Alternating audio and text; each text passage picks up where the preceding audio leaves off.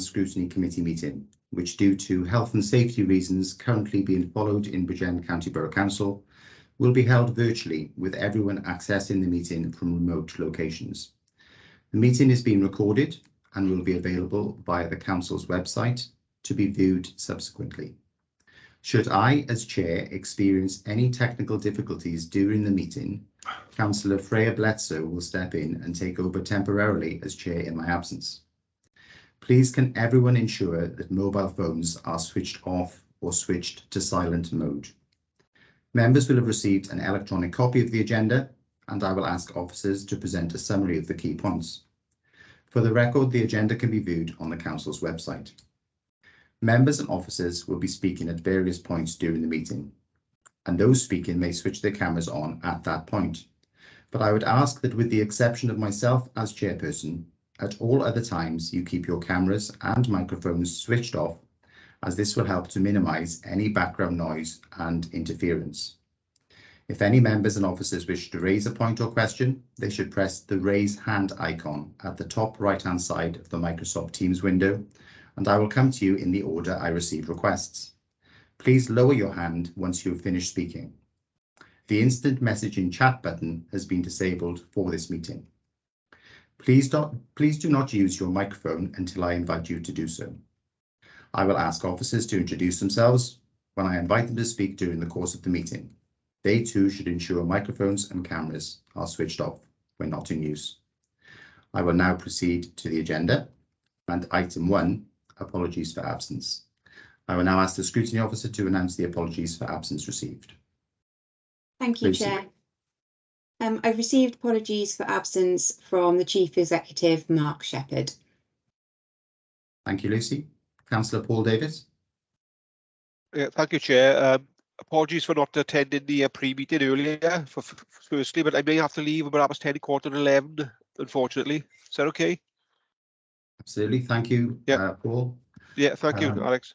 Thank you, Councillor Davis. I also have received a notification that the Mayor, Councillor Martin Jones, may have to attend mayoral duties at some point during the meeting, and that Councillor Simon Griffiths may have to relocate and join as soon as possible from a different location. But thank you for that. If there are no further apologies for absence, I'll now move to item 2 on the agenda, and that's declarations of interest. If any member has an interest to declare in any matter on the agenda, please click on the raise hand icon and I'll come to you to declare your interest. I would like to make a personal declaration of interest on item 4 on the agenda, because I am a private landlord within Bridgend County Borough Council, and it is mentioned within the report. If there aren't any other further, Councillor Heidi Bennett. Apologies, Chair, I'm struggling with the buttons today. I am also a private landlord and declaring interest on item 4. Thank you. Councillor Tim Thomas. Thanks, Chair. I'm a campaigns and public affairs officer for the National Residential Landlords Association, so I have got a personal interest. Well, I'd say a prejudicial interest in item 4. So I think I'll leave the meeting for item 4. Okay, Councillor Thomas, thank you very much for that declaration. Councillor Paul Davis. Yeah, I'm also a private landlord. I'd like to declare interest in item 4, please, Chair. I assume that's a personal interest, Councillor Davis. Yes, personal interest, yeah. Thank you. Councillor Martin Jones. Yes, thank you, Chair. Likewise, I'd like to declare a personal interest for item 4. I am also a private landlord. Thank you. Thank you. Councillor Freya Bledsoe. Thank you, Chair. I have a family member who's also an employee of the NRLA, so I'll declare a personal but stay. Okay, thank you, Councillor Bledsoe. If all of those members who have already spoken could lower their hands, that would be helpful. Are there any other declarations of interest? If not, I will move on to item 3, and that is the budget monitoring 22-23 Q1 revenue forecast. And I will ask the Chief Officer, Finance, Performance and Change to present the report. I will then call upon members who indicate they wish to speak by clicking on the raise hand icon in turn. Okay, Chief Officer for Finance, Performance and Change, Caris Lord. Thank you very much, Chair. Just for the sake of the recording and to confirm that I am Caris Lord, the Chief Officer for Finance, Performance and Change. So the purpose of this report this morning is to provide committee with an update on the Council's revenue position as at the end of June this year. The approved revenue budget for the year is £319.5 million, and the Council's net revenue budget and projected outturn for the current financial year is shown in Table 1 of this morning's report. The table outlines a projected position at the 30th of June, which is a net underspend of £745,000. This consists of a net overspend on directorate budgets of £889,000 and a net underspend of £1.6 million on our council-wide budgets. Members will be aware that during the last financial year, local authorities did receive additional funding from Welsh Government in recognition of the impact of the COVID-19 on the finances of the council. One area that was supported was additional funding to address the reduced council tax collection rates experienced by local authorities as a consequence of the pandemic. At the current time, this support from Welsh Government is not anticipated during the current financial year. It's too early to provide a realistic indication for members of the projected council tax for this year. However, the collection rate is being monitored continuously, and this will be reported to members through our normal reporting processes. Also, local authorities did receive financial support during the last 2 financial years from Welsh Government via the Hardship Fund. And Bridgend claimed monies from this fund for both increased expenditure and loss of income. In 21-22, the Council received over £16 million from the Hardship Fund. However, with the COVID-19 restrictions having been removed in Wales from April this year, the Hardship Fund ended at the end of March 2022. Having said that, members will note that there are 3 elements of this fund that have continued to be administered by local authorities on behalf of Welsh Government, and these are self-isolation payments, the statutory sick pay enhancement scheme, and also free school meals. All of these are due to end now by September this year, and details of the amount claimed for these 3 payments is shown in Table 2 of your report. There have been some budget variants and technical adjustments between the budgets since the medium-term financial strategy was approved by Council in February, and these are set out in Table 3. In recent months, the Council has experienced additional costs resulting from Brexit, increases in inflation not seen for over a decade, and more recently, the impact of the war in the Ukraine. With these uncertainties, the budgets will be monitored very closely during the remainder of this financial year, and any pressures will obviously be reported to members through our normal reports. As reported to the last meeting of this committee, there are some savings brought forward from previous years, which are still to be found within the revenue budget. And also, when this year's budget was set, a total of £631,000 was agreed as budget reduction proposals, and progress against these are detailed in Appendix 2 of your report. Again, progress against these will be monitored very closely now as we move through the financial year. Obviously, the end of the first quarter is early in the year, and so the predictions are based on the information that we have currently available to us. And this morning's report provides for you significant detail with regard to the financial position across the authority, with a financial summary being provided at Appendix 3 by Directorate, and also details in the main body of the report this morning, starting at section 4.3. If I may, Chair, I would take you to the section 9 of the report and the recommendation that committee consider the report on the projected revenue position for 2022-23. Thank you, Chair. Thank you very much, Caris. Do I have a mover and a seconder for the report? Happy to move it, Chair. And seconded. Thank you. Councillor Amanda Williams, would you like to come in? Yes, thank you. I've got a number of questions on the report, if possible. I've put them on page them in page numbers for you. just sorry, Councillor Williams. You may not have realised, but what we intend on doing, because it's such a complicated report, is to take questions by page number, if that's permissible, rather than to go through the report one by one, so that we can focus on corporation-wide, organisational-wide issues, and then directorate issues. So that's my proposed approach. I hope that is permissible to members. So if we could begin at the very beginning of the report, and please raise your hand then if you have any questions on every single page number. So we'll start at page 3 of our packs. Councillor Williams? Sorry, I'm trying to take my hand down because it's page Okay. 4. No problem at all. Yeah, so we'll move to page 4 then. You can keep your hand up now and introduce your point. Thanks. Right, let me just read it. Yeah, page 4, it says underspending communities of £459,000. My first question is, I've got concerns about this when we as members all know that communities is where we get all of our concerns and our complaints from residents. And most of my referrals will come back to say there's no budget for what's required, or there's no funds available, because obviously there's a lot of works required. So I wondered why we're then saying there's going to be an underspend.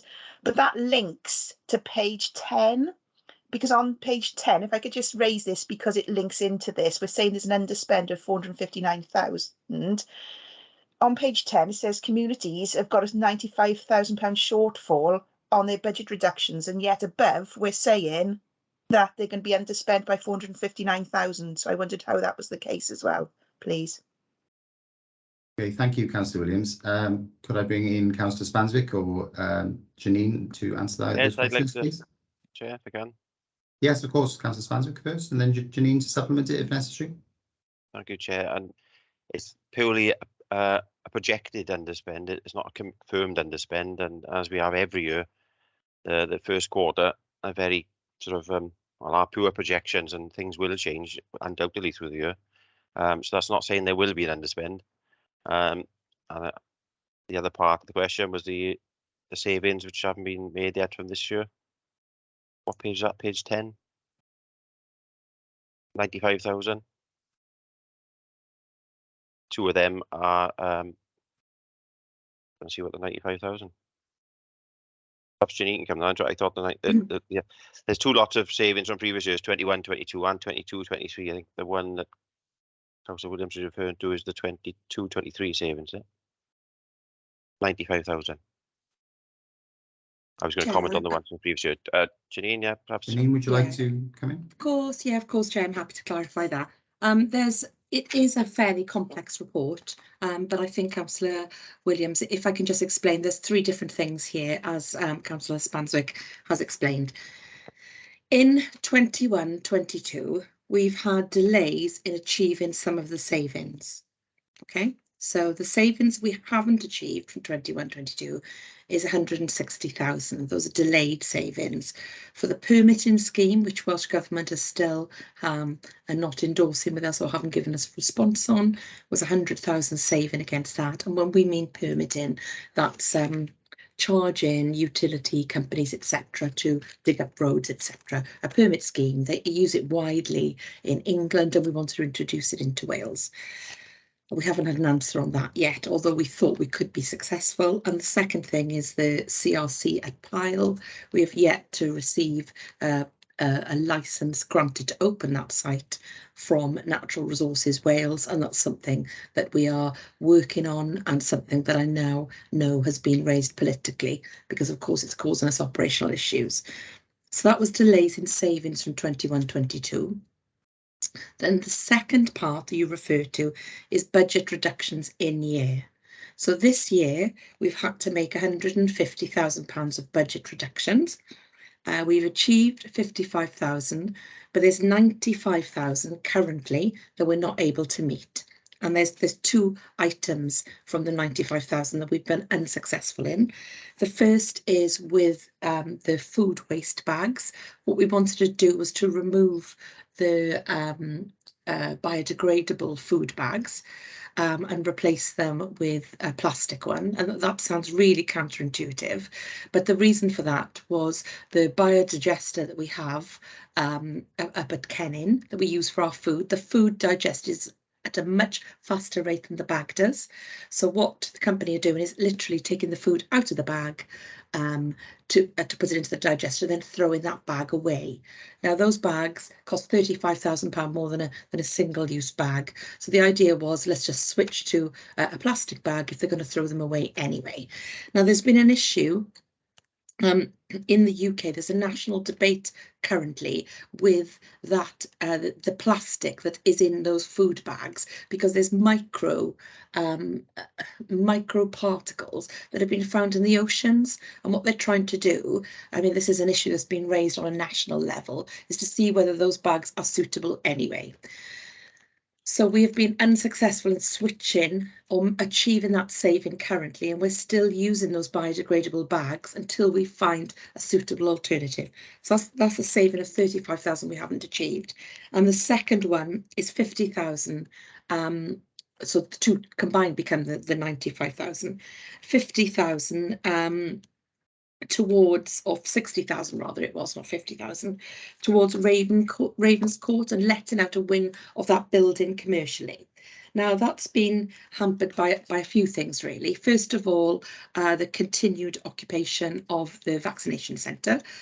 We did think a year ago that the vaccines may have subsided. They haven't. They're continuing, they're rolling out boosters, they're continuing to occupy that wing.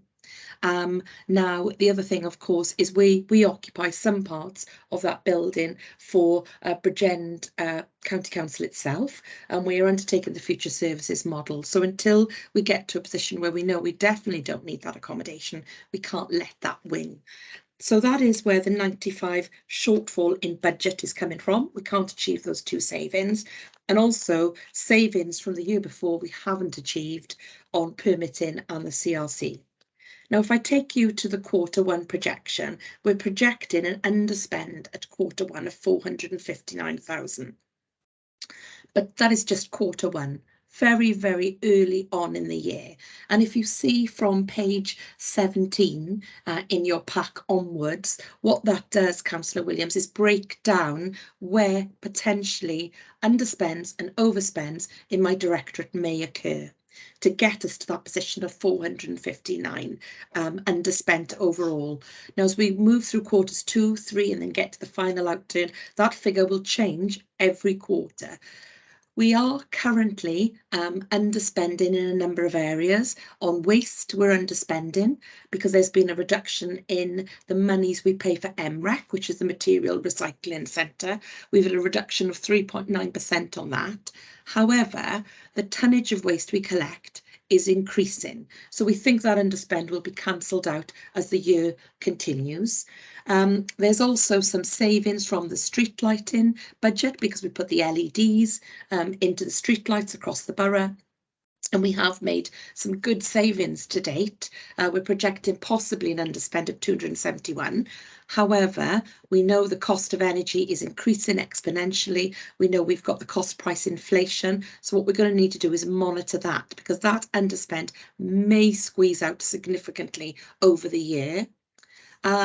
We also have issues in corporate landlord. There's a projected overspend there in corporate landlord because we're not receiving incomes into our commercial portfolio. There's, because of shortfalls in occupancy as a hangover from the COVID pandemic. We've got shortfalls in occupancy in Bridgend Market, in the Science Park, and in the Innovation Centre itself. Significant vacancy issues in the Innovation Centre, 230,000 in income loss, but we've offset some of that with vacancy rates in the corporate landlord department. Not that that's good. With the we have £157,000 of vacancies. We have tried unsuccessfully to recruit to that department without much luck, and I think we've discussed that in previous meetings. So it's a movable feast, really. It's very, very dynamic. In some of my areas of the directorate, I'm projecting an underspend for savings, for efficiencies in the lighting, in street lighting, and also for the reduction in the MREC, whereas other parts of my service, I'm projecting an overspend. In areas such as we just discussed in corporate landlord because of the lack of rental income. But what I can reasonably say is most years the community directorate has come out pretty much even, with a small margin either way, slightly overspent, slightly underspent.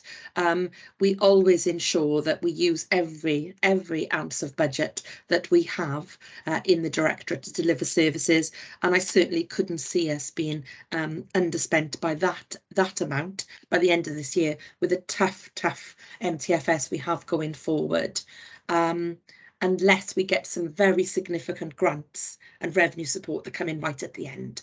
So I would have thought as we go through and we meet you regularly, you will see that figure change dynamically as it goes along. So apologies, Chair, that was a bit of a lengthy answer, but I thought that it was due because the report tackles 3 different areas. It is Q1. There's quite a lot of work still to be done. So hopefully that will assist Councillor Williams with her understanding. Thank you, Chair. Councillor Williams, are you content with the response you received? Yes, thanks. Okay, that was quite a comprehensive overview of your directorate, Janine. I did want to try and avoid going through the report by directorate because it's such a detailed report that we wanted to go through page by page. But you have raised a number of issues which are salient in my questioning, and I'm sure other members would like to come in. So perhaps I can pick up on some points which you've raised. With regards to the relocation of Tillixton to Pyle, you mention at page 10 and 4.2.2 that there will be alternative one-off efficiencies that you're considering to deliver a balanced budget position. So I'd be interested to know what those alternative efficiencies which you are considering. With regards to Ravenscourt, I understand that the Welsh Government have announced that all over 50s will be eligible for a vaccination. So do you envisage that particular location will be used for that, generating an income?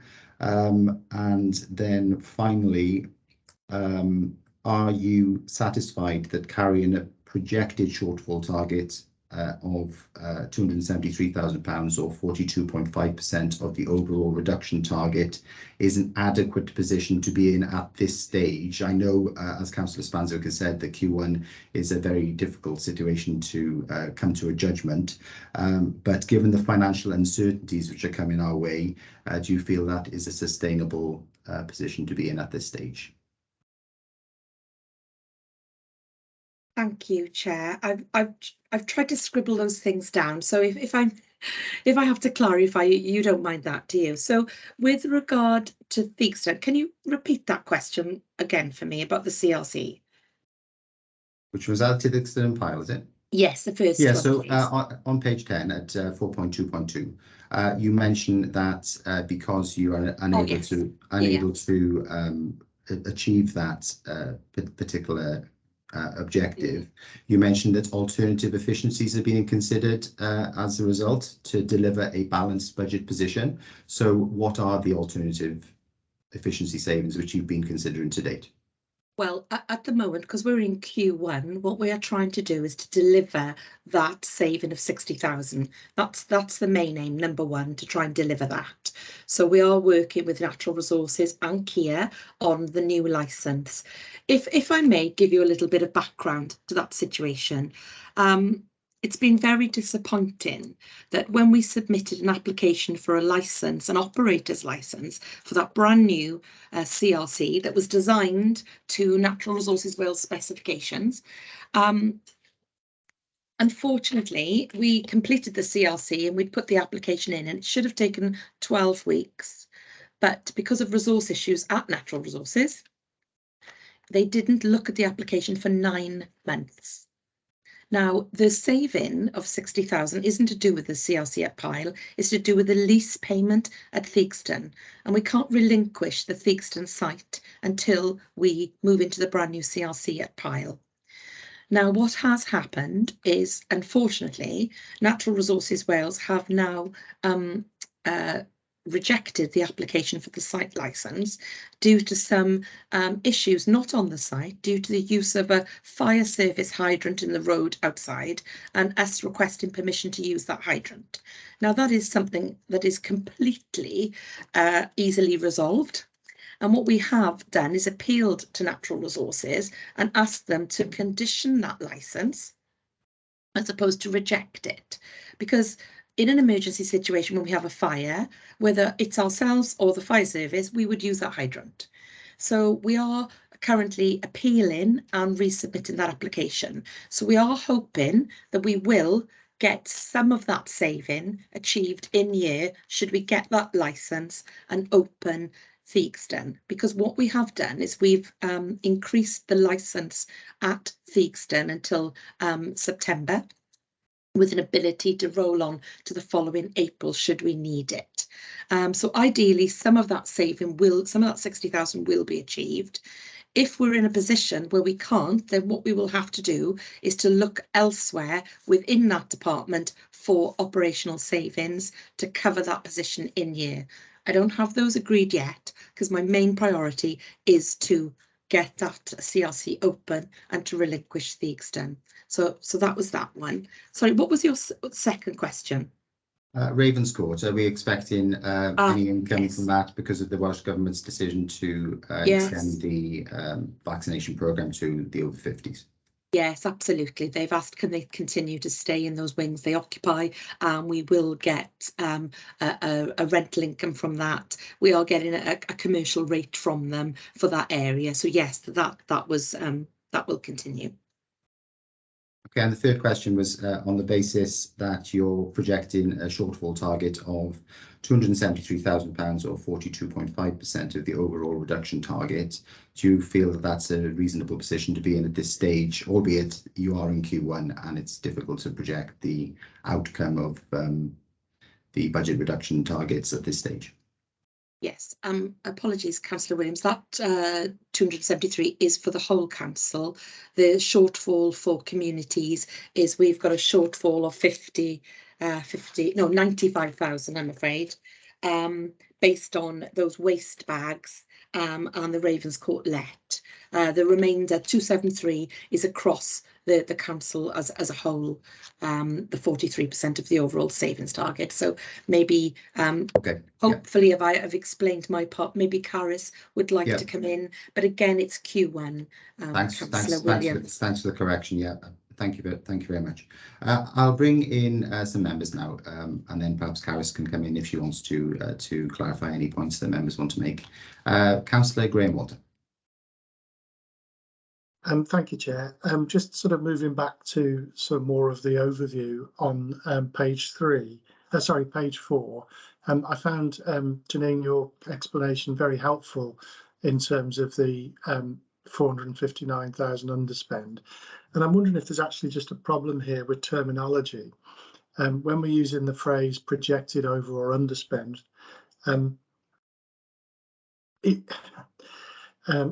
projected outturn, whether it should, the words outturn should be more around the run rate. So you've carefully explained that the run rate might suggest a particular, in this case, I think 459,000 underspend.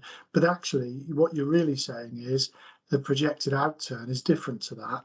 And I just wonder if it is an issue around terminology. Thank you.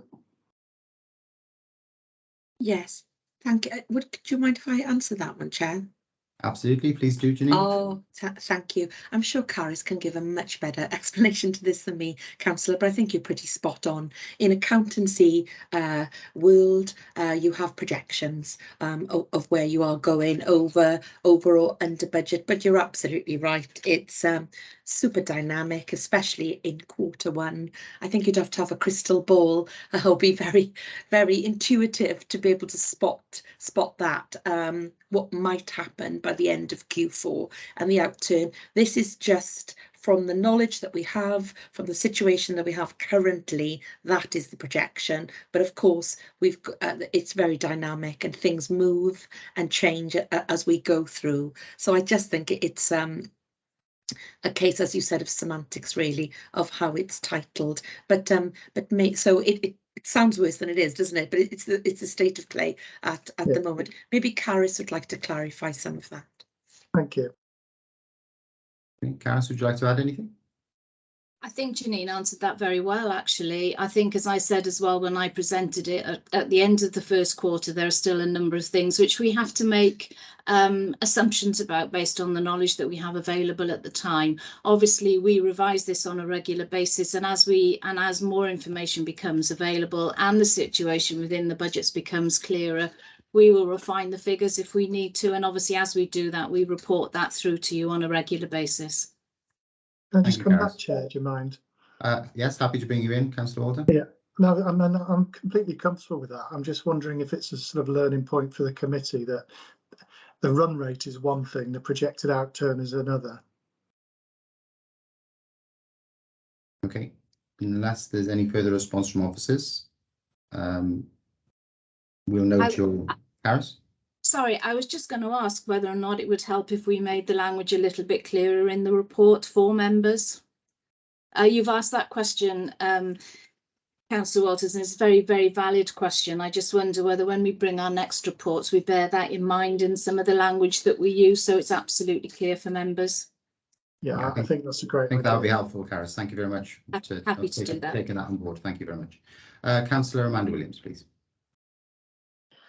Thanks very much. I have got questions on some of the previous, on some other pages, but as you raised something that Janine had raised in her response, I had one in relation to one of her responses, but it was on the page 17. So do you want me to raise it now because she'd raised it in her response? It's about the street lighting. I know I broke my golden rule myself. Yeah.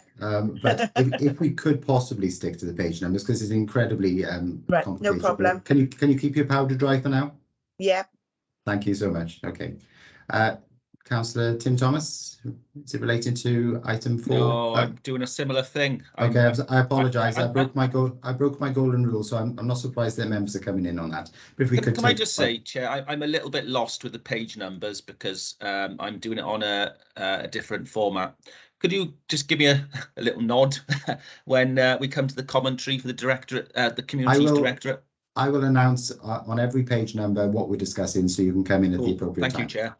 No problem at all. Councillor Hugh David.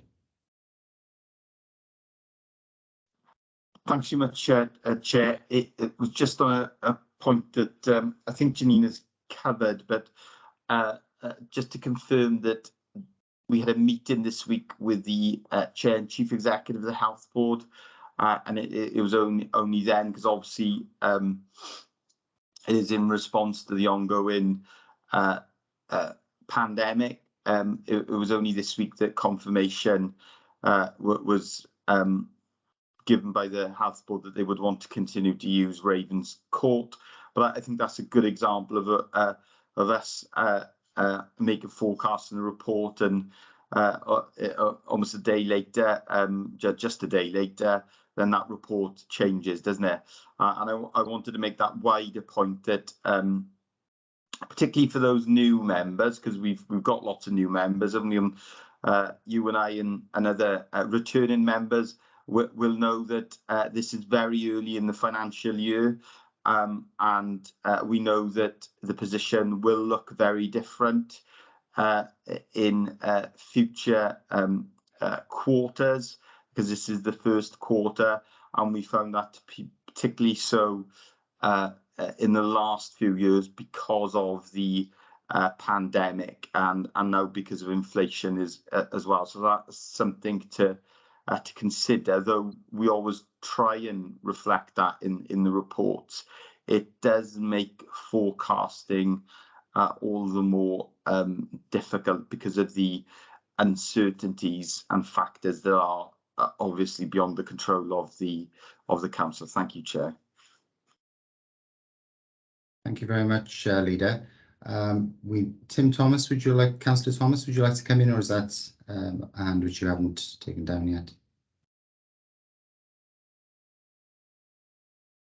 Councillor Thomas has gone and then come back again, but no, ignore me.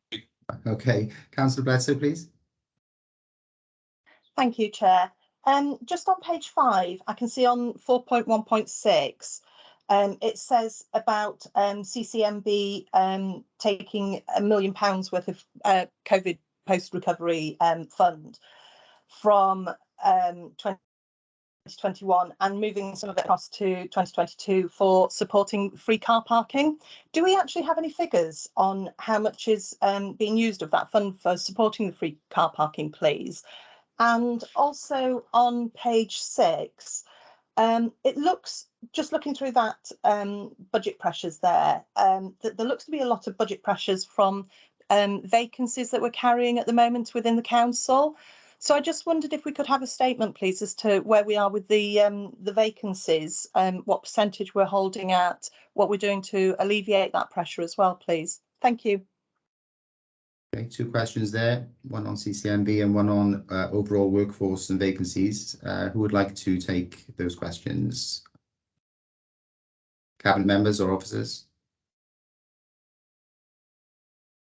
But don't all rush at once. Harris, Leader. I don't know whether the lead. Oh, right. Okay. Yeah. Sorry. No, I'm sure we can provide the information on the vacancy rate. Certainly in terms of the overall picture, the vacancy rate has increased significantly. In terms of what we are doing about it, you will have seen that one of the areas of highest vacancies is in social care. And only this last month, we've held a series of recruitment fairs at Sarn, at Pyle, and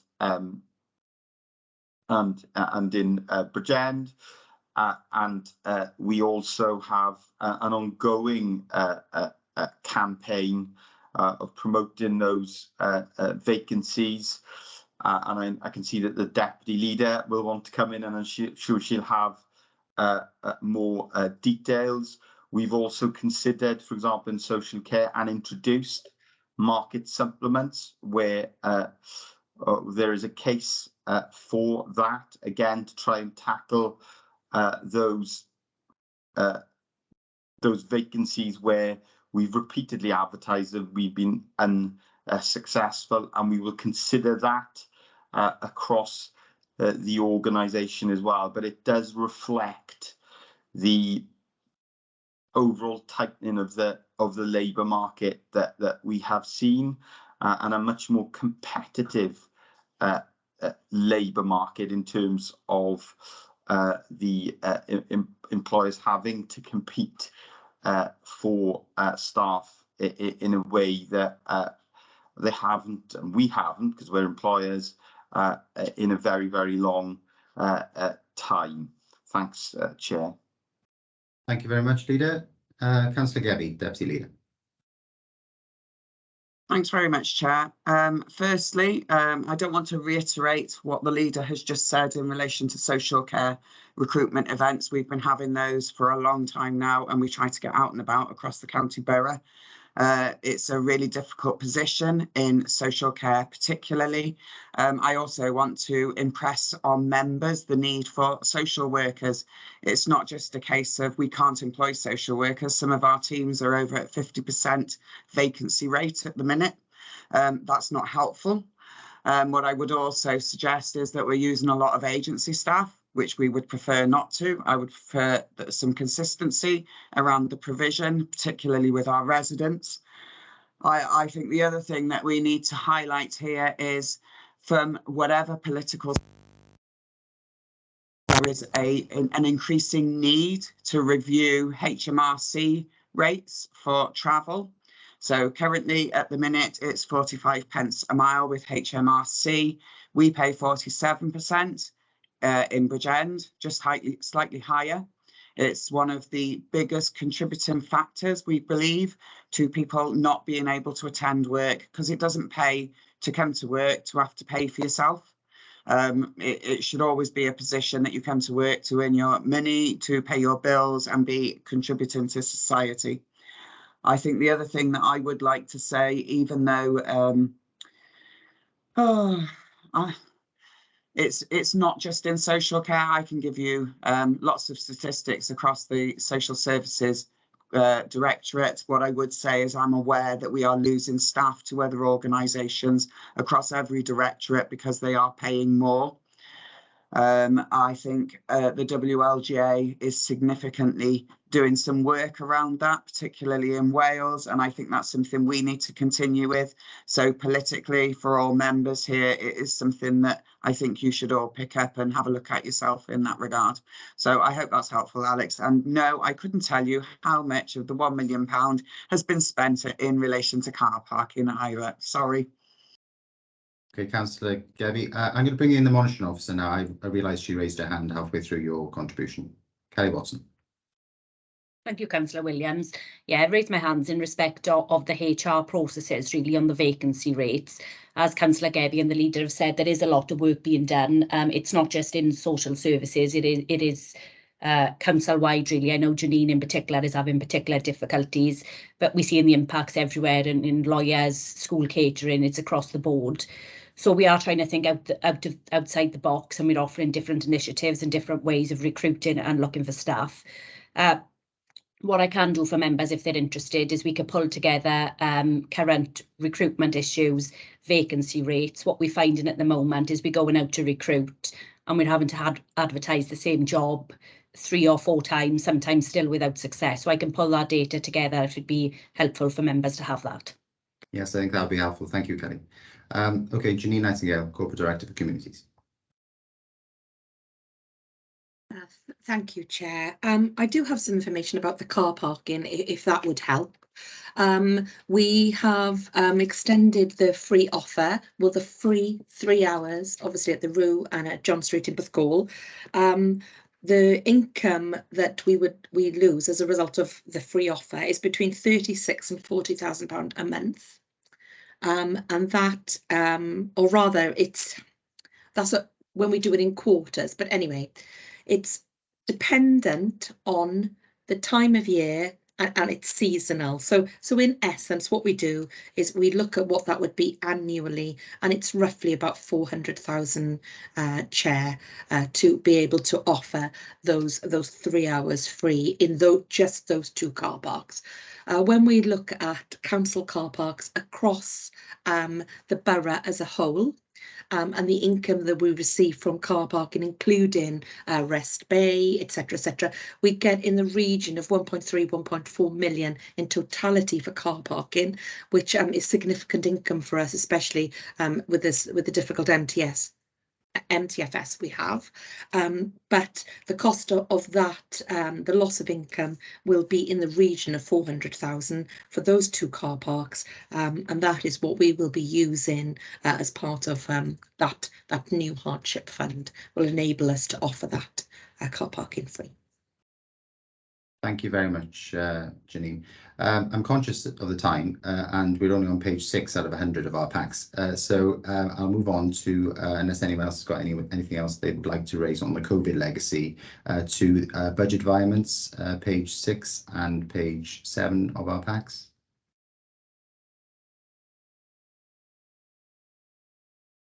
Yes, Janine. Chairman, may I just ask that we call out the paragraph number that's at the top of that page, because I know some of my colleagues don't have page numbers and they find it terribly difficult to follow today. So no need to apologise. It just seems it's not coming up on our PCs this end. No so problem. if you could pull out the paragraph number that'd be Sure, amazing. I will do. I'll do my best. 4.1.8, 4.1.9, 4.1.10, and if anyone's got anything on that, please do raise it now. Councillor Williams, Amanda Williams.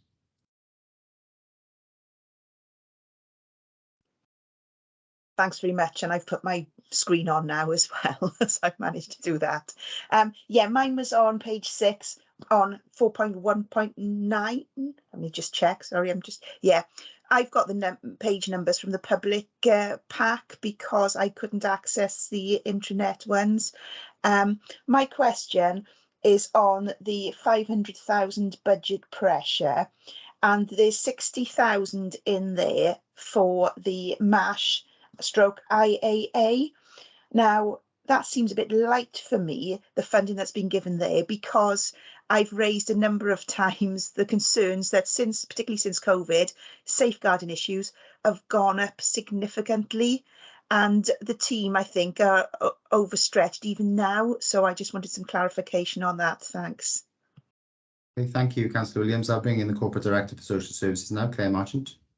Yeah, thank you very much for the question, Councillor Williams, and to give some assurance, really. The £60,000 pressure there related to some specific additional managerial and supervision resources within the service. So it's an additional manager within the service. The service had one team manager. We've now got 2 substantive team managers within that part of children's social care.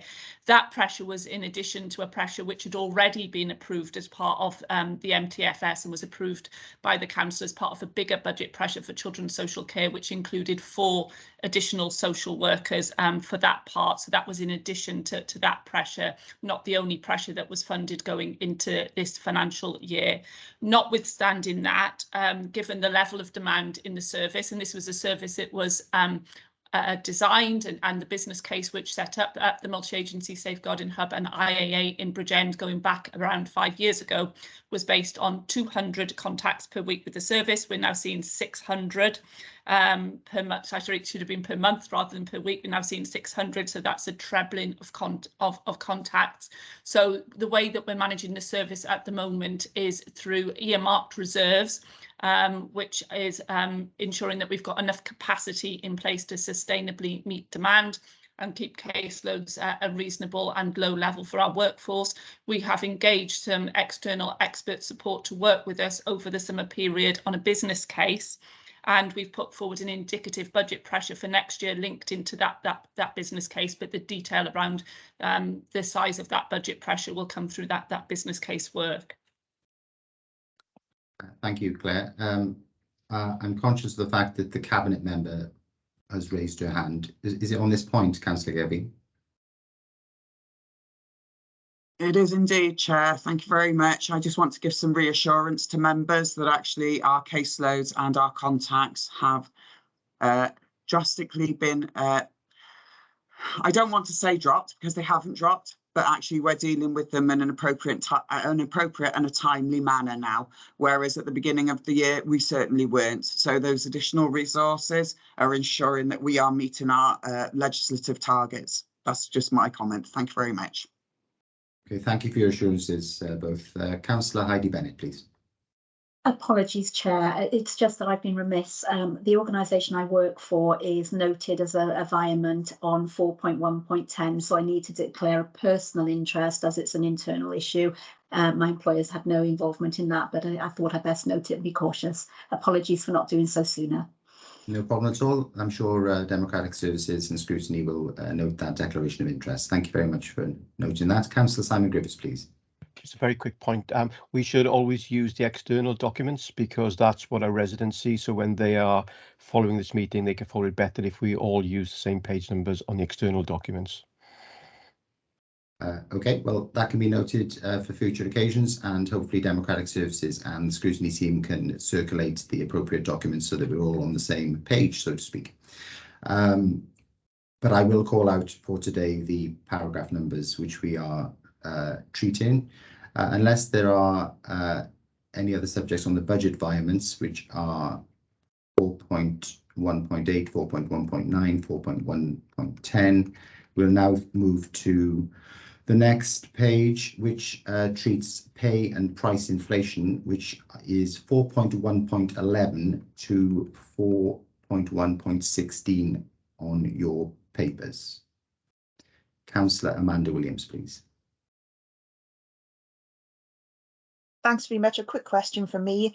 I just wondered, was our budget set on our current workforce, as I know we've got a number of vacancies, or on what the full complement of staff should be? Thanks. Harris, please. I can come in on that, Chair. The budget will have been set on the establishment. So in other words, the number of posts that we have within the local authority. That's why you see coming through in this report already that as a result of vacancies, we have a budget underspend in certain areas. That's because all of the posts are fully costed within our base budget.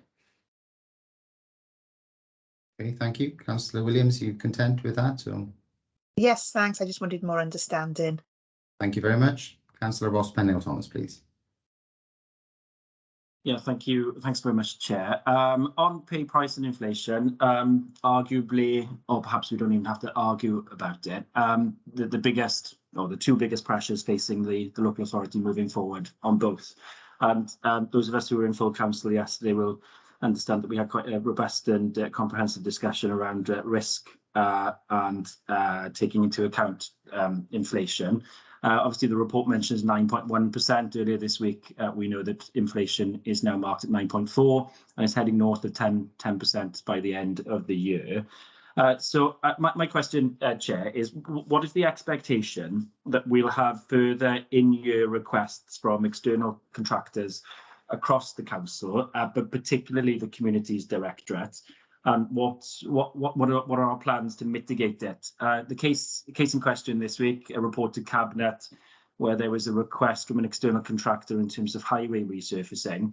That request was, or the requested increase was able to be swallowed up from within the envelope of the finances available. But ultimately, that means that we deliver less than we had expected. So I guess my concern is, certainly, but not just for this year, but for the forthcoming council term, that we are able to deliver what we expect to deliver. But obviously, if there are further requests for in-year inflationary increases, it puts us in a sticky position. Thanks, Chair. Thank you. Caris, would you like to comment, or any other member of the Cabinet? Caris. I'm quite happy to comment, Chair. I know that, as Councillor Thomas has just referred to, there was a report at Cabinet earlier, I'm losing track of days, earlier this week, which was in particular around the highway schemes. And you're right, Councillor Thomas, we are having suppliers, providers coming to us across all of our services, really, in relation to the, in particular in relation to the inflation issue, primarily around fuel costs at the moment, but also, as you'll see from the programme that went through council yesterday, it's impacting on our capital programme as well. The position we're taking at the moment is to deal with them as best we can. So as you will see from the Cabinet report that you referred to, we were able to come up with a solution to that one, but it's not going to be as easy on some of the contracts that we've got. And I think the answer to you would be, we're dealing with them as they come in. We are very mindful of the pressures that are on all of the suppliers that we have currently. And I guess at the end of the day, it will be a balance between either a reduction in service in order to be able to meet those additional costs, or actually there will be additional budget pressure. And I would suggest that we need to look at each case individually to ensure that we maximise what we want from those contracts, at the same time being mindful of money and efficiency. Thank you, Caris. I'm conscious of the fact that the leader has raised his hand. Is it directly, I assume it's directly relating to what Caris has said here? Yeah, yes, it is. Thanks, Chair, and thanks for bringing me in. Obviously, this is an area of concern that we are raising with Welsh Government, because it is a challenge experienced by every local authority in Wales and across the UK. Ultimately, we do need the UK Government to reflect that. I would suggest within year, not waiting for the next budget, but to reflect that in additional funding for Welsh Government that can then be passported to local authorities and other public sector bodies. And we are seeing, though, Welsh Government helping where they can. So only yesterday, as a full council, we agreed an updated 21st Century School Modernisation Programme, and Welsh Government have increased the grant funding for that programme by over 12 million just for Bridgend. That is a very large amount of funding, and the biggest increase I've seen. That is in part to reflect the higher targets that we have around net zero carbon, and in making sure that that is fulfilled and delivering higher targets, but it also is a reflection of the much higher construction costs. So Welsh Government listened to us, and we'll continue to make that case right across the board. But I think it's difficult at this stage to know where we'll be successful and how much it will be. But we will continue as a Welsh Local Government Association to make that case to Welsh Government. Thank you, Chair. Thank you, Leader. And just as a rider to that, it's a hypothetical question, I suppose, but given the fact that there's very little wiggle room in directorates to actually make some of the budget reduction proposals, from a political perspective, what consideration have you and the Cabinet given to rowing back on some of the discretionary services which we provide within Bridgend County Borough Council? And maybe a question for Caris, alternatively, will there be any scope within the MTFS budget reduction contingency reserve to absorb some of the pressure which we're going to feel from the inflationary pressures, Brexit pressures, COVID legacy, and all of the other costs which we've already referred to?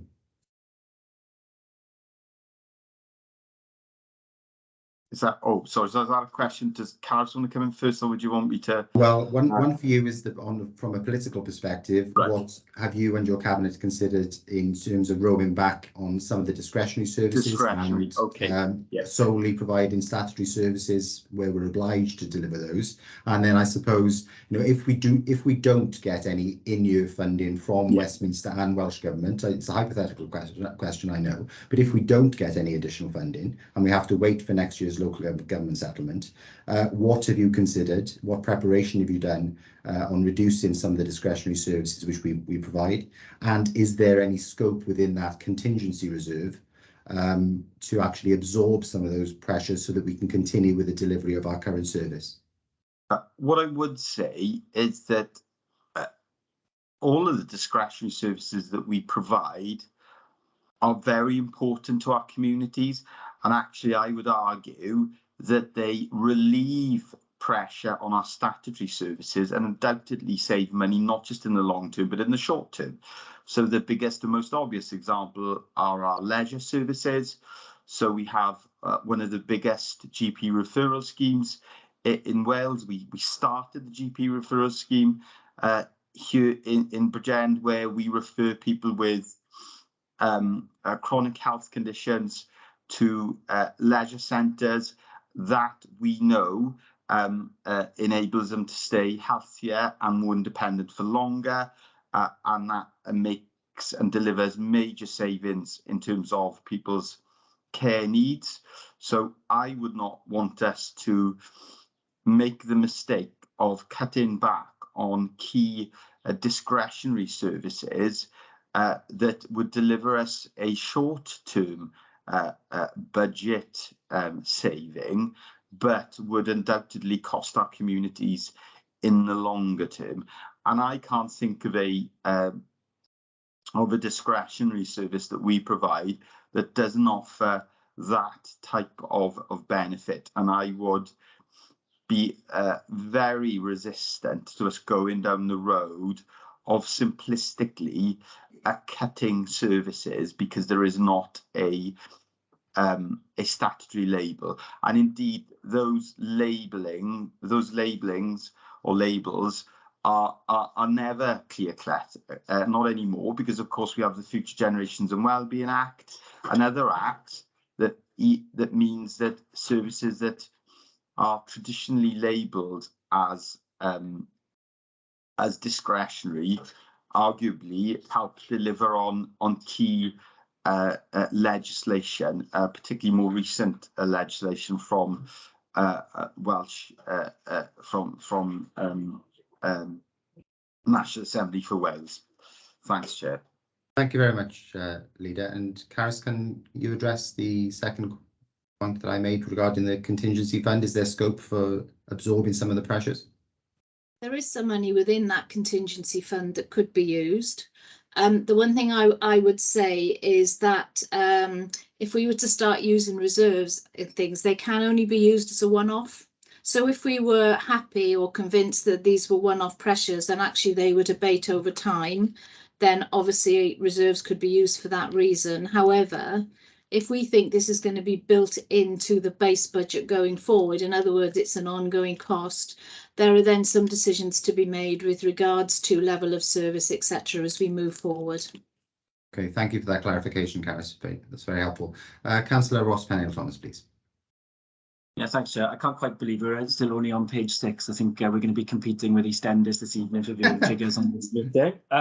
Just really quickly, in the interest of brevity, on pay inflation, and I know it's a subject close to many, well, all members' hearts, I think, ensuring that our staff are paid at the level that they need to be. Obviously, I mentioned earlier that inflation is set to be north of 10% at the end of this year, early next year, which in effect means that anything below a 10% increase for staff, which is hugely difficult, I absolutely understand that, anything below that 10% is effectively a pay cut. So I wondered if the leader could give an indication as to how our conversations are progressing locally here with our trade union colleagues, and in particular with Welsh Government as well, where, for example, teachers are concerned. The UK Government announced their proposals yesterday. It's now for Welsh Government to decide on many aspects, but also for us as a local authority alongside other colleagues in Wales as well. Thanks. And I suspected Councillor Gebbie would have a view on this, so welcome that. Thank you. Okay, I know, yes, I thought Councillor Gebbie might have a view on this, so I'll bring her in now. Thanks very much, Chair, and thank you very much, Councillor Thomas. Firstly, can I suggest that we can't go against NJC bargaining framework that's already in place? It's put there for a reason, but that is a nationally negotiated position. Just of note, as I will be attending the employers' side on Monday in London. I'm going there as part of the WLGA, as the WLGA spokesperson for it. One of the reasons we're doing that is because I agree with you, our staff need an appropriate pay rise considering the rate of inflation, but that goes across the board. What I would suggest is that needs to be fully funded by Westminster. So we need to have a consequential budget in relation to that. And without that, we're not going to get anywhere. I also think we need some synergy across public services in Wales. That's not just for local government, that's for public services, because that will stop the arguments in between each other. So I wouldn't disagree with your comment at all, Councillor Thomas. Our staff are our biggest resource. They are the most valuable thing that we have as members, and we need to value them appropriately. So that's my... Thank you. Thank you, Councillor Gebbie. Bring in the leader now, Councillor David. Yeah, thank you, Chair. Thanks, Councillor Pennell-Thomas, for your question. Just to emphasise and repeat the point that has been made, we fully support a pay rise for our staff that keeps pace with inflation, because anything less is effectively a pay cut.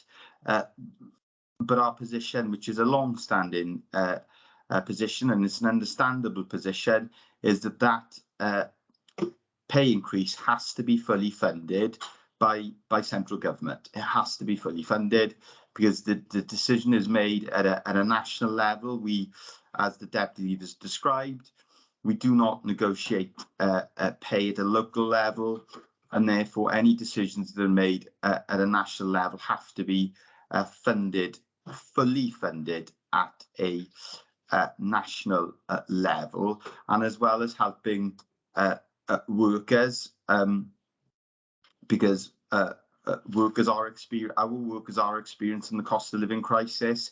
It is also about us being able to recruit and retain in the future. So a overall pay increase would undoubtedly help in terms of that recruitment and retention challenge that we are facing right across the authority, and that is again why we are making the case for a decent pay increase for all of our staff. Thank you, Chair. Thank you. Councillor Ross Pennell-Thomas, are you happy with that response? Yeah, great. Thanks, Chair. Power to the elbow of the Deputy Leader in a meeting with colleagues. Okay, thank you very much. I'm conscious of the fact that we're over an hour into the meeting, so we'll make some progress now, if you don't mind, members and colleagues. Are there any comments on 4.2 prior year budget reductions? Please raise your hand if you wish to comment. I can't see any hands raised, so we'll move to budget reductions for 2022-23, and that is page 10 on my copy of the report, but I appreciate other members may have others. Page 11, 4.2.5 to 4.2.7. I have a question on 4.2.5 and 4.2.7, if I may. EFS 1, I think that is related to, yeah, it's education. So Councillor John Paul Blundell or Lindsay Harvey might want to come in on this. What are the alternative reduction proposals which you are considering? Thanks, Chair. For the purpose of the recording, I'm Lindsay Harvey. I'm Corporate Director of Education and Family Support. First of all, just to give you some context really with the changes here with regard to adult community learning, you can see that this is a significantly appreciated part of our service delivery. And what has happened over the last year, there's been a change in the terms and conditions from Welsh Government on the grant with regard to the money we can use for admin purposes. We use that for management purposes within the service. Now, up until this year, there's been a larger percentage we can use for the management of the service, but this year is capped at 3%. So obviously that's caused us some issues with regard to how we can change this. So going forward, there's a number of things that we're looking for in this particular area. Clearly, with adult community learning, this is a regional approach, so we work very closely with Bridgend College as a key partner within Bridgend, but also across the Central South Consortium area, really working very closely with RCT on this. So one of the things that we are looking at, Chair, is to look at how other providers can provide these really important services for adults in Bridgend to the same high quality that we currently provide them. So again, we're working with those partners, namely Bridgend College in particular on this going forward. But the key thing is that we maintain the quality. That's the key thing for us in this particular area. So again, we will bring forward further proposals, no doubt, in this area, Chair. But I think that we need to make sure, one, we maintain quality, and two, we obviously maintain our MTFS commitments in this area. Thank you, Chair. Thank you very much, Lindsay. Is there anything else on that particular item? I can't see any hands raised. So we'll move to 4.3, and that's the commentary on the current financial position. That's 4.3 to 4.3.1. Any comments on that? Councillor Amanda Williams. Thanks very much. I've got a question on 4.3.1, and it's the learner support, £220,000 overspend. I just wanted some clarity on this. It says it's because of a waiting placement in Heronsbridge and Ysgol Bryn Castell. So I wondered, is that because of capacity issues? If so, will this then be resolved when Heronsbridge is moved and made bigger? And then on that basis as well, are we saying that there's potentially capacity issues in Ysgol Bryn Castell? Thanks. Thank you, Councillor Williams. Lindsay Harvey or Councillor John Paul Blundell? Thank you, Chair. Councillor Williams, thank you for your question. Yes, to both. The current position is that, as you'll probably be aware, as far as Ysgol Bryn Castell is concerned, is that we are at capacity in some of the year groups there. And certainly what we've seen over the last 2 years, we've seen significant changes in the emotional, social and behavioural challenges being presented by some learners in schools.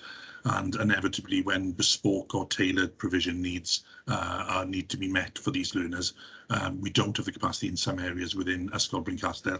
So what we've had to do is we've had to look at our graduated response to supporting the needs of these learners, and invariably provide additional staff within schools with the skills and experience to support those needs. In the short term, we're working with Ysgol Bryn Castell's governing body. Myself, Michelle Hatcher and Kath Morgan as a principal educational psychologist met with the governing body of YBC last week. A very productive meeting, how we can look at expanding capacity within the school. And indeed, one of the things we'll be looking at in the new school year is an independent review of capacity within the school to ensure that we meet the needs of children across the local authority as safely and as well as possible. The second point, you're absolutely right, Councillor Williams. One of the key issues with the new Heronsbridge school is that we will be seeking to expand provision that will certainly alleviate some of these needs going forward.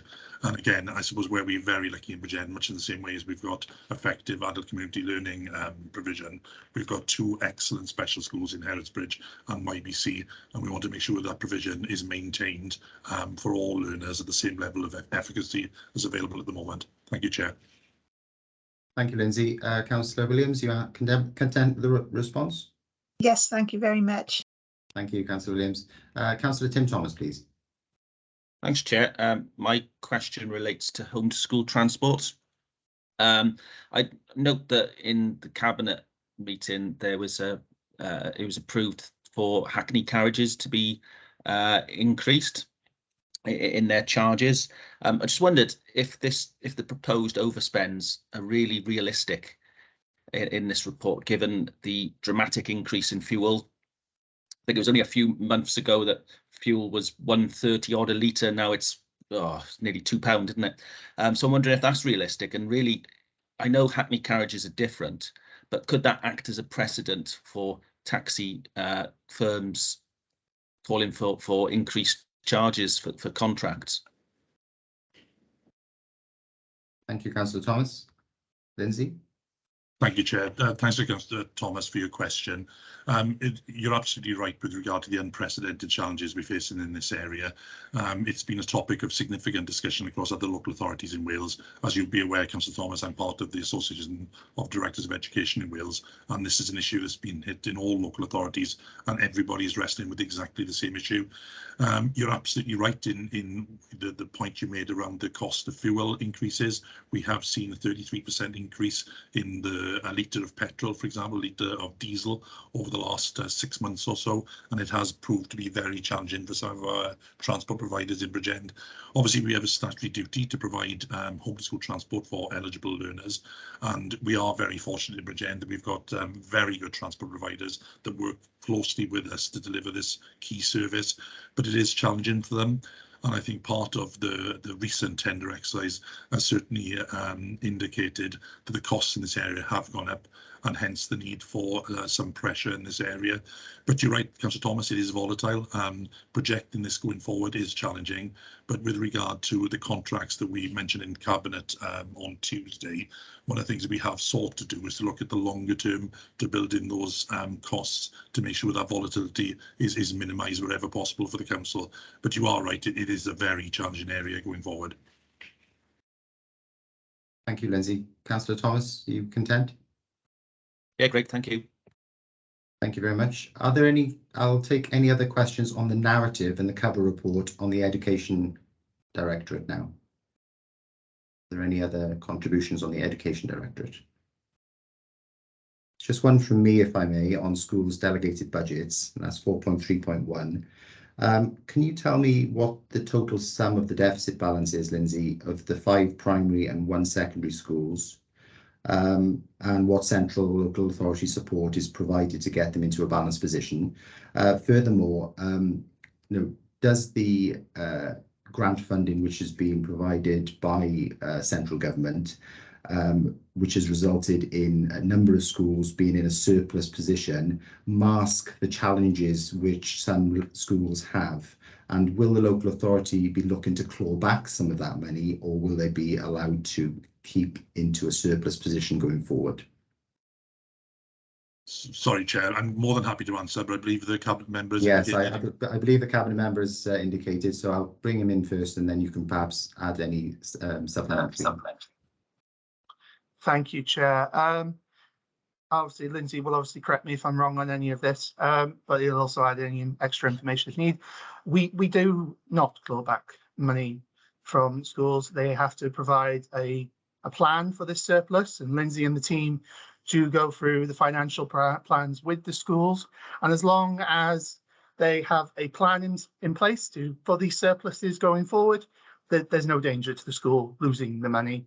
And I see Lindsay's nodding his head, so if that's all I really have to say on the matter. Is, you know, we work with them closely on budgets to make sure that all schools set a balanced budget. Obviously, this year was a slightly bit more difficult, but yeah, so that's where we are with budget surpluses in the schools. I hope that answers your question, Councillor. Yes, thank you, Councillor Blundell. Regarding surpluses, it certainly does. With regards to the 5 primary and 1 secondary school which are in deficit positions, is there any particular reason why, and what is the total sum of that deficit? Thanks. So I'll let Lindsay answer that one. He's more got the technical knowledge of on it. Thank you, Councillor. Thanks, Chair. More than happy to answer that. So first of all, just to confirm what the Cabinet member said there, that's absolutely spot on. There is no intention in this local authority to claw back from schools. However, you ought to be aware that we've got a financial scheme for schools. It's a statutory document that we need to follow. Councillor Blundell is absolutely right. I met with Caris and with Judith, our schools officer, last week. We went through the formal process of analysing all school budget positions, and it's important that we do that, obviously, to maximise the use of school budgets for the needs of learners. And we were content, as Councillor Blundell has said, not to claw back on that basis. It's very much a need for strategic spend in schools. And I think it's important, before I answer your first question, Chair, and I'm sure you'll join me in this, is just paying credit to chairs of governors, governing bodies and head teachers for the remarkable efforts they've made over the last 2 years. It's been quite challenging, to say the least, but I think what has happened is that we have been very grateful for the additional grants that we've received, but that's presented issues in itself. We do have a healthy budget surplus position at the moment. This is the same in all local authorities in Wales, as confirmed recently by the RDU subgroup in finance. And one of the things we are aiming to do is to work with schools just to make sure that's spent for the benefit of all learners. On the first question, you're right, there's 5 schools who are representing deficit budgets. I don't have the total figure in front of me, but I can certainly get that in the next couple of minutes from you, from the spreadsheet. It does range in some cases to, I believe, only a couple of hundred in deficit to over tens of thousands. Now, how we support those schools is critically important. One of the things we always do is we always work with our school finance officers to work very closely with them on vacancy management. That's a key post, and to make sure wherever possible we manage the school budgets and maximise grants. And as you've probably seen over a number of council papers recently, wherever there's grants where we can support schools, we will use those effectively in conjunction with the school budget forum. So what I'll certainly do, Chair, is pull together that quantum for you, and I'll be able to get that with you in the next half an hour. Thank you very much, John Paul and Lindsay, for answering that question. I'll now take unless there's any other comment on the Education Directorate, I will now move to the narrative on the Social Services and Wellbeing Directorate. Could you raise your hand if you have anything to say on that? Councillor Bledsoe. Thank you, Chair. It's just on page 16 for me. Sorry, I think it's 4.3.2 is this one. It is about the out-of-county provision for residential care, and the budget obviously is very high, and we've gone up from 13 placements to 16 placements since March. My question is to Claire. Hello, Claire. Just what are we doing about this to bring it down and back in line, perhaps with the 13 or less? And is this a knock-on consequence of the staffing issues that we're having as well? Thank you. Thank you, Councillor Bledsoe. Claire? Yeah, thank you very much for the question, Councillor Bledsoe. The out-of-county residential budget is a very volatile budget. It's a demand-led budget. And as you know, we assess each child and we plan their care on the basis of their individual needs. And there will be a care plan which indicates which type of provision is required. On some occasions, out-of-area placements are required because that's in the best interest of the child. A number of our out-of-area children actually live with family, connected family or foster carers out of areas. Other children live in specialist residential provision, which we don't have in the county borough. So a change of 3, whilst it might be seen as a concern, would be within, I suppose, what we might expect in a budget which is driven overall by the needs of children and young people. We did discuss, I think, at Council yesterday, in the Markets Stability and Sufficiency report, the overall direction around residential provision and the work that's going on nationally, regionally and locally across Wales to develop sufficiency of provision. Many of the children that we've got who live out of area live in neighbouring authorities or across South Wales, and we make every attempt to keep children as connected as possible into the local area through schools, through connection to families, and to return them safely to the area as we would need to. So yes, we continue to work on reducing the number of children out of area, but we'll always make those placements if it's in the best interest of the child to do so. Okay, Councillor Bledsoe, are you content with Claire's response? I am indeed, yes. Thank you, Claire. That's very good. Thank you. Thank you. I'm conscious the Cabinet Member and Deputy Leader has raised her hand. Would you like to come in now on this particular point, Councillor Gebbie? I would, yes, please. Thank you, Chair. In relation to Councillor Bledsoe's question, I think one of the things that I would also like to reiterate is some of those placements will be court directed. So we will not have an opportunity to determine where a young person will be placed. We just have to follow a court direction. And I think that's a really simple point, but it is worth noting. And when we did the market stability report, as Claire referenced yesterday in Cabinet and Council, one of the things that was highlighted was the only secure unit facility in Wales is that of Hillside, which is in a neighbouring authority. I can assure you that is exceptionally costly. Councillor Bledsoe, I know because I could tell you to the penny how much it cost to have a young person in there for 1 day or for a week, dependent on their court order, because there are variations. Thanks very much, Chair. Thank you for your contribution, Councillor Gebbie. Councillor Ross Pennell-Thomas, please.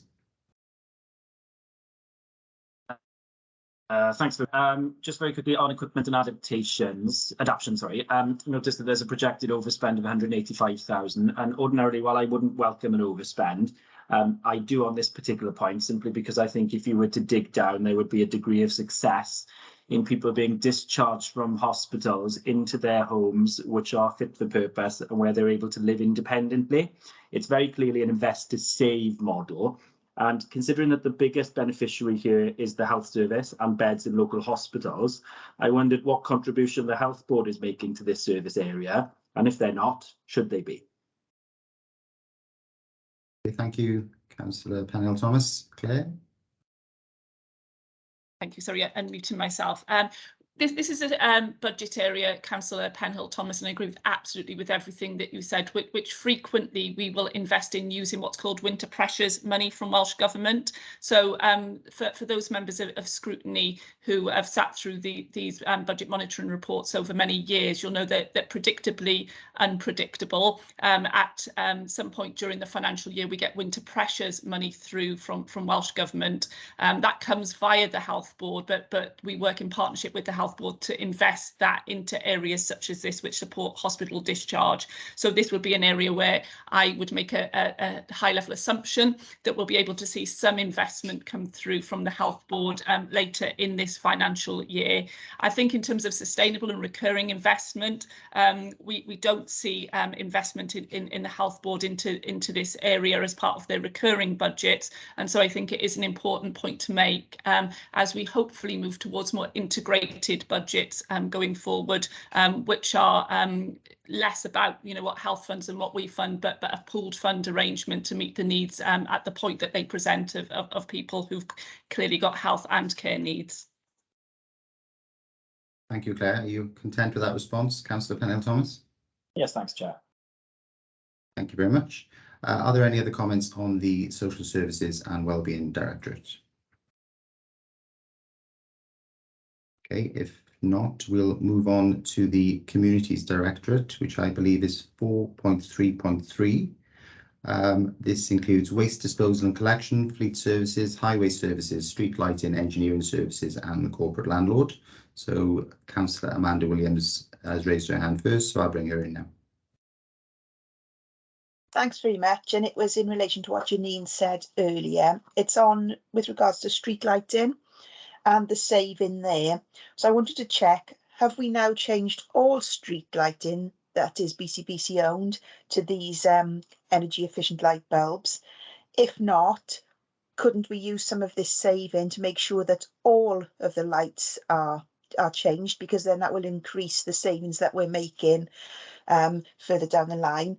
And what about areas which are obviously in Coity, I've got a large development that are not yet adopted but due to be adopted? Will there be any pressure on getting those streetlights up to standard, ready for adoption, or will we then have to replace all of those lights as well as they come over, as the streets come over to us? Thanks.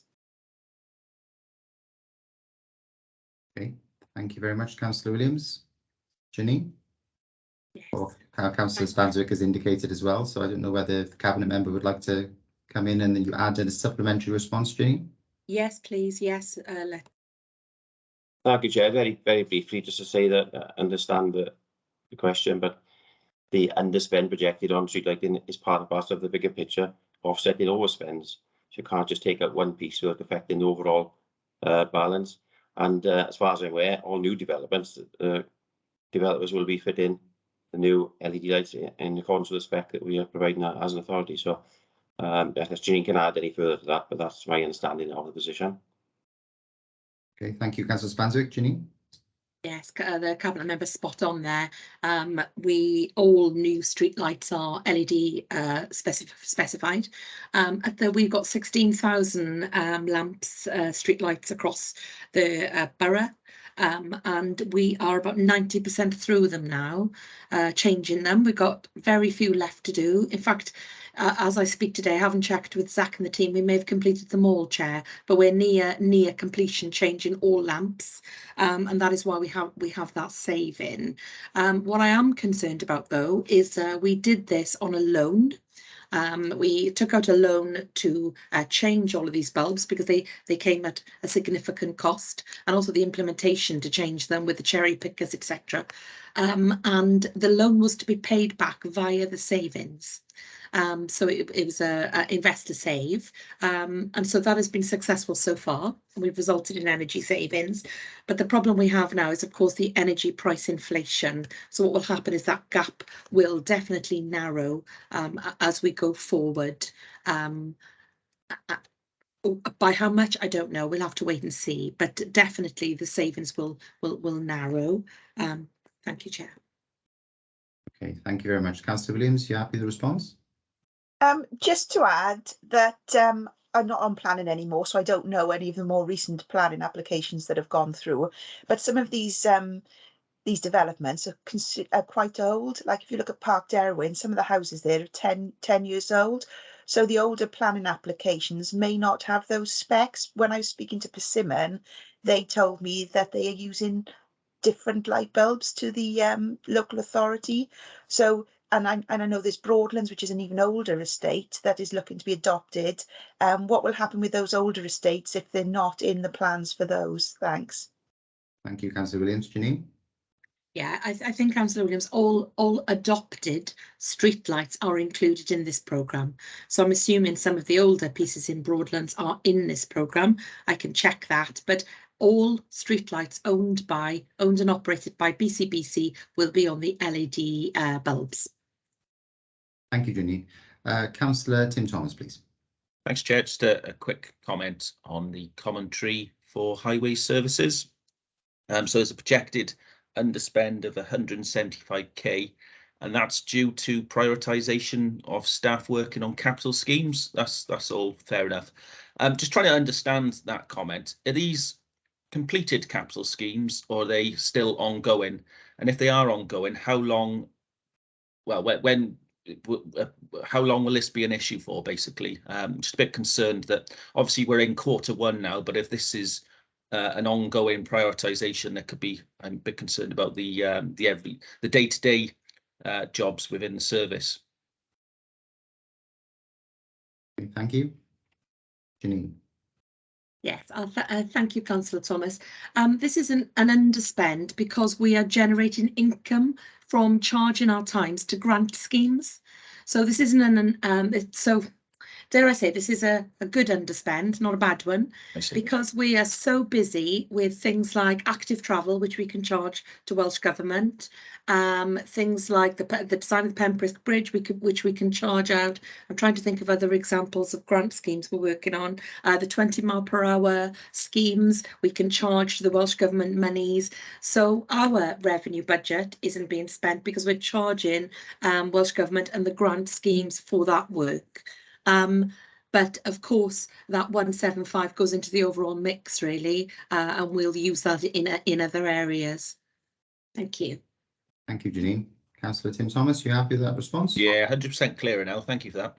Thank you very much indeed. Councillor Ross Pennell Thomas, please. Thanks, Chair. Just very quickly on fleet services. Obviously a bit concerning that we're 270% out from a net budget of 98 million. I can see very clearly that it is a result of service levels, productivity levels. Just wondered if the brief comment could be offered on how we're mitigating that going forward, please, Chair. Thank you very much. Janine. Yes, thank you, Councillor Thomas. Yeah, it is a concerning picture, I have to admit. We've got a very, very good joint fleet services model with ourselves and South Wales Police down at T Thomas. There has been some issues with the way things are charged, our charging regime, and also I'm afraid during the COVID period we had a significant amount of sickness in that service area, so we didn't have mechanics, we won't be able to do the work, and because we couldn't do the work we couldn't charge. So that is why we've got a projected overspend. Now there is a bit more of a fundamental issue that we have as well, because the police and ourselves, our mechanics, cross-cut work. So we are trained to work on police vehicles and police are trained to work on ours. So we have a very efficient system when all staff are in place that we can cross-cut. The issue that we're having is that the police are going to regrade their officers to a much higher rate, and that's because they're going to be working on a plethora of different vehicles, including electric vehicles. They'll be trained to use those, and also hydrogen vehicles coming forward. Now, our officers will be trained the same, but what we will have is a disparity in grading that we have to look at. So what we want to do is to re-look at the way that service is operated and recharged, because this is the second year where we've had a projected overspend, and the overspend is that we're not getting enough income in to cover the cost of the service. It's not an overspend for any other reason. It's not, we're not getting the volume of vehicles through to recharge for this to wipe its face. So we are doing a fundamental review of how it operates, how we bill, how the service is financed with South Wales Police, and what we can do is come back and have conversations with you about that in the future, because there are some challenges as we go forward for the council. If we change to a complete ultra low emission vehicle fleet of electric, there are changes required to that depot. If we move in a hydrogen direction, again we'll have to have those mechanics with the kit and the training to operate on hydrogen vehicles. And of course, if we do make a decision further down the line that we would like to bring our waste fleet back in-house, or a waste services model back in-house, there will be implications for that fleet depot as well. So there will be some fundamental changes required, but as I said earlier, I'm quite happy to bring those back and discuss with Scrutiny, and we can monitor that situation as it goes on. So thank you, Councillor. Thank you for that additional context, Janine. Councillor Pennell-Thomas, would you like to add anything? No, that's fab. Thanks. Watching briefs. Thanks. Thank you very much. Councillor Tim Thomas, is that a hand which you haven't taken down, or would you like to come back in? Hand I haven't taken down. Apologies. No problem at all. No problem. Okay, does anyone have anything else on the Communities Directorate? So have we bombarded Janine enough? Take that as no more questions on the Communities Directorate. So we'll move to the Chief Executive's Directorate now. And for the benefit of all members and officers, that is 4.3.4. So please raise your hand if you wish to raise anything within the Chief Executive's Directorate. I know the CEO is absent from the meeting, but perhaps someone can answer my question. And obviously homelessness is a key priority, corporate priority of the County Borough Council. So does, a simple question really, and it's obviously a corporate risk for BCBC going forward. Essentially, does the underspend mask the pressures?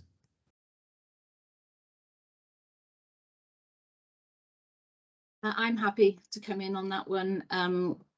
Councillor Williams, I think the narrative explains that we've had some money from the hardship fund actually from last year to help us with the ongoing costs into this year. So although we're actually reporting an underspend this year, I think you are right. There are pressures within that budget, which we are trying to work through at the moment with regards to the temporary accommodation costs that we are currently incurring. So I think, yes, there is an underlying pressure in there, which we are being able to offset via that hardship grant that's come into this year.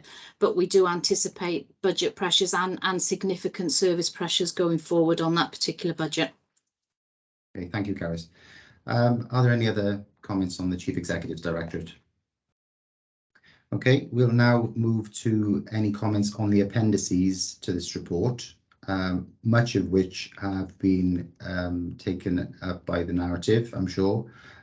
Does anyone have any comments on Appendix 1?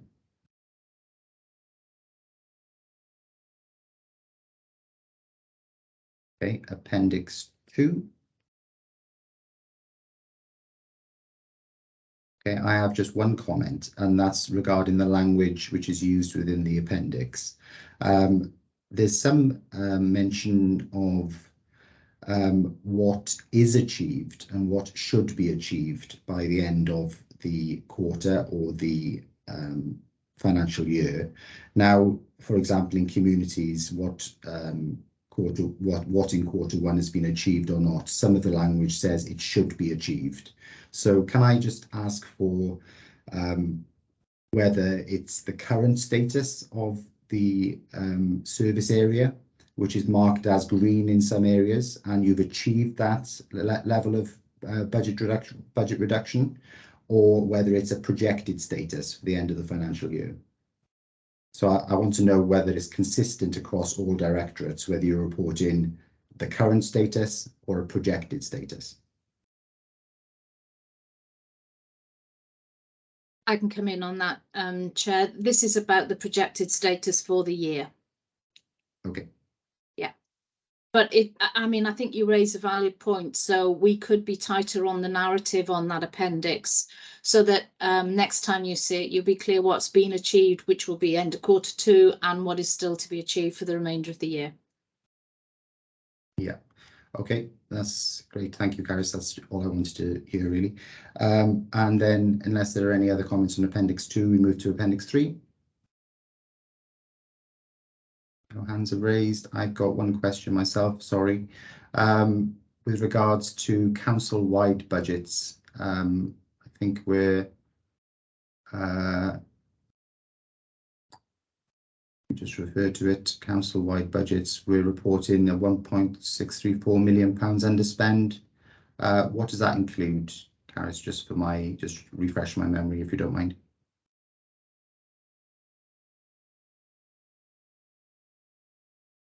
It's the very foot of the appendix. The Yes, total directorate budgets is 0.3% and council-wide budgets are reporting a minus 3.1%. Yeah, sorry, Chair, I'm just going to pick it up from the report for you. So I know it's difficult to keep track of. I'm finding difficulty myself here. So this covers a number of things, which would include issues like what we call keep centrally in relation to possible inflation increases in relation to pay awards. There's also an underspend being reported on there currently around the council tax reduction scheme. We increased the budget this year because we were anticipating increased demand, and that's very much a demand-led budget. To date, actually, the level of spend isn't what we'd anticipated. However, we will do a lot of work during the year to make sure that people are aware of that support, because obviously with the cost of living crisis, this is an area that we may be able to support people. So we will continue to advertise that to make sure people are aware of it. But that's one particular area of underspend that we've got in the current financial year.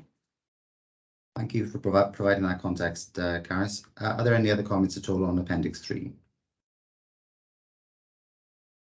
On that basis, we've come to the end of this mammoth report, and if there are no further questions, I'd like to thank the invitees, and if you're not required for the next report, you may leave the meeting. We'll now invite the scrutiny officer to come in and see whether there are any recommendations or conclusions from the monitoring report, but I believe it's just a report to note. So thank you very much for all of your contributions. Meryl, would you like to come in? Sorry, Chair, just having trouble with my buttons there. No problem. So obviously members have asked lots of questions and had quite long and in-depth answers. So as you've said, I think you're satisfied with the responses that you've had. There are some requests for further information that we can follow up on, but I think, as you've said, just other than that, if you haven't any other recommendations, just to accept the report subject to the information that's being requested. Thank you. If all members are in agreement, we will conclude that. Councillor Tim Thomas. Yeah, I support what Meryl just said. Just one thing, the question I raised about home to school transport and the volatility of fuel, I just think that's something we should probably note for special consideration, and perhaps to consider this going forward. I'm sure we would anyway, but to keep an extra special eye on it, I suppose, given how volatile fuel prices are. Yeah, happy to do so, Councillor Thomas. Of course, all of our different overview and scrutiny committees will be reporting their forward work programmes to this committee for our attention. I know, as the chair of Overview and Scrutiny Committee 1, that we'll be discussing home to school transport and other inflationary pressures in our December meeting, so that will be on their agenda. But certainly, if it presents as a corporate risk, it should come before our committee as well. So yeah, more than happy with that suggestion. Unless there are any other contributions, we'll conclude this item. And given the fact that we are now an hour and 3/4 into the meeting, I propose a short break until 11:20. So we can go into recess at this point, and we will consider. Chair, yes, Councillor. One quick point. I did give a prejudicial interest for the next item. Probably that's a little bit overzealous for one very small part of the report. It's probably more a personal interest, but I won't speak on that aspect of the debate. I think it's the report. I think that's the safest way of doing it. Is that okay? That's I think it's a personal matter for you, Councillor Thomas, of how you declare. But Kelly will provide advice. I thought she would come in at this stage. Thank you, Chair. Just for clarity, if you feel you have a prejudicial interest, you shouldn't take part in the whole debate for the whole item unless it's a specific recommendation. So obviously it is a matter for you, Councillor Thomas, but my advice would be the prejudicial interest applies to the whole item. Oh, in that case, then I'll play it safe then. I'll leave the meeting. Okay. Would you like to be called back in, Councillor Thomas, when we move on to the next item on the agenda? Yeah, if you could, that'd be wonderful. Okay, if Democratic Services or Scrutiny could call Councillor Thomas in after the next item, that would be fine. So we'll now have a 7-minute break until 20 past 11. I look forward to seeing you all soon.